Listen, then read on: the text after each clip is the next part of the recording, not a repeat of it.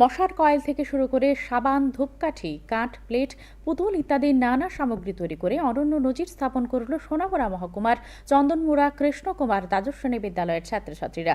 Tripura biotechnology কাউন্সিলের আওতায় স্কুলের ডিএনএ ক্লাবের মাধ্যমে ছাত্রছাত্রীরা প্রাকৃতিক উপাদান ও পরিত্যক্ত জিনিসপত্র দিয়ে এই সমস্ত পরিবেশ বান্ধব সামগ্রী তৈরি করেছে। নিজেদের তৈরি এই সমস্ত সামগ্রী নিয়ে স্কুলের 11 জন ছাত্রছাত্রী আজ আগরতলায় কাউন্সিলের প্রধান কার্যালয়ে আসে। সর্বস্তরের কর্মীরা ছাত্রছাত্রীদের এই উদ্ভাবন দেখে সন্তোষ প্রকাশ করেন। স্কুলের শিক্ষক প্রসেনজিৎ কর ও ছাত্রছাত্রীরা জানায়, ঘরে বসেই তারা এই সমস্ত সামগ্রী তৈরি করেছে। আমরা প্রাকৃতিক সবকিছু দিয়ে তৈরি করেছি, সেই জন্য এর মধ্যে আমরা শুধু সাবানের শেপ দেওয়ার জন্য যেটা নিয়েছি, এর মধ্যে একটু পরিমাণ টাকা খরচ হয়েছে। তো আমরা এই সাবানগুলি বানানোর পর আমি নিজে বাড়িতে ট্রাই করে দেখেছি, এর থেকে কোনো সাইড এফেক্ট হয় না।